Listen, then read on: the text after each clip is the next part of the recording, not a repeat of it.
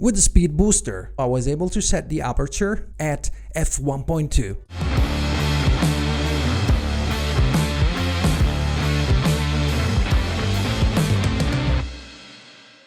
What's up guys, Dan Furlani here and welcome back to a new video. If you're new to this channel, consider subscribing. If not, just hit the like button. What are we talking about today? Something very simple. This camera, which is the Canon M50,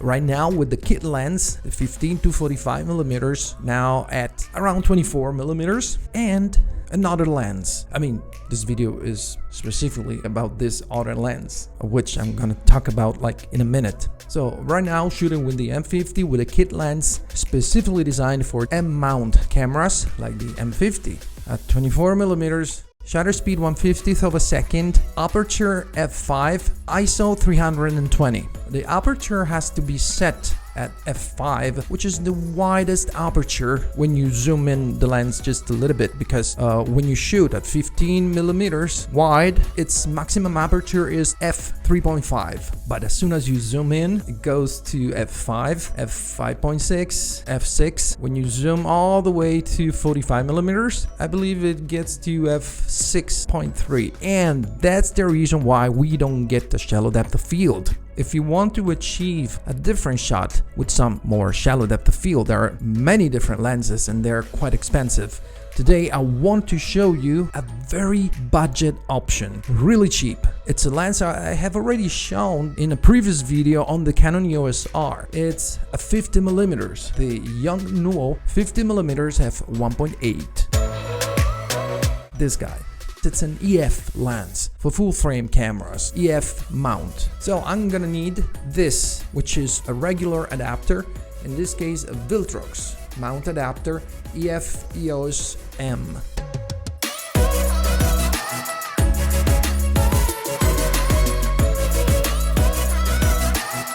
And this allows me to use EF and EFS lenses on the Canon M50. And of course, it's not gonna look like a 50 millimeters on a full frame, because the Canon M50 is a crop sensor camera. So you get a 1.6 crop, and that will look more like an 80 millimeters on a full frame. Let's check it out. And this is it. The Yongnuo 50 millimeters f1.8 at f1.8. And I haven't moved from the spot where I was when I was using the kit lens at around 24-30 millimeters, something like that. And this is what it looks like. Of course, the 1.6 crop makes it a little tight, but this is the result you get if you stand like 6 feet away from the camera. That'd be like 1 meter in 80, something like that in meters / centimeters, I guess.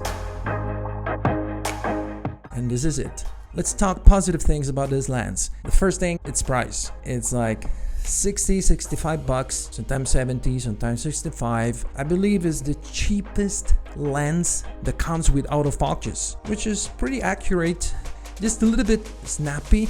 That's right. Move. Testing the autofocus.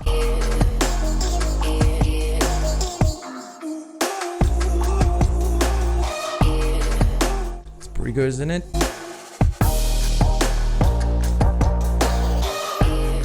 Not bad. What do you think? Leave a comment down below. Let me know what you think about it. And hit the like button and subscribe if you ain't already.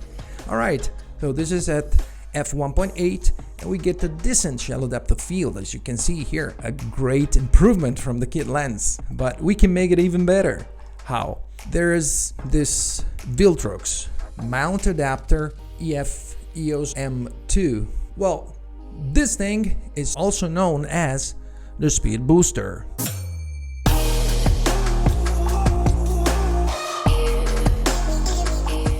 Well, unlike the regular adapter, the speed booster can be used on EF lenses only, not EFS lenses, because in order to be able to use it with EFS lenses for crop sensor cameras, you would need to hack your lens and potentially compromise your lens and or your camera. So don't hack it. Use it on EF lenses only. The first thing we notice is that there is a glass element here that changes a lot. What does it change? Well, first of all, the field of view, because when we use a 50 millimeters with a regular adapter on the M50, it looks like an 80 millimeters. When we use the speed booster, that 80 millimeters multiplies times 0.71. We get a 56.8 millimeters, like 57-ish, something like that, which is a great improvement. And another thing, because of some magic coming from the glass element and a reflection, I don't know how it works, but the aperture from f1.8 goes down to f1.2. I mean, think about it. The Canon 50 millimeters f1.2 costs around like 3,000, something like that. Well, you can have something similar for what concerns like field of view and depth of field. I'm not talking about quality here, but you can have something similar with the Yongnuo and the speed booster. Let's pop it in and let's see what happens. I haven't moved from the spot where I was when I was using the regular adapter with the 50 millimeters.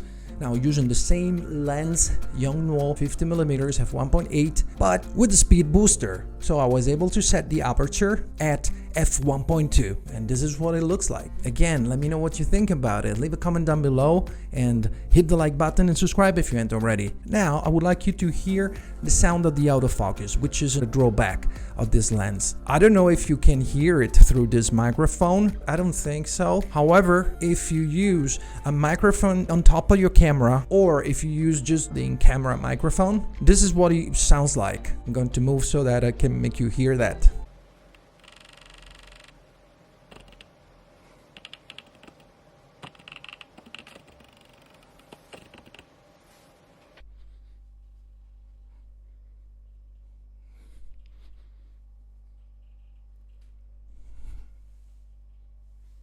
In the meantime, I'm testing the autofocus, but the sound of the autofocus, the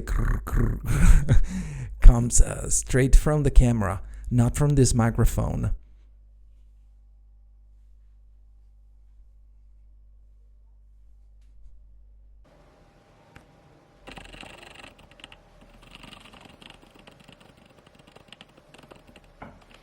Alright, now I would like to test this lens without lights, and let's see what happens. 1 second.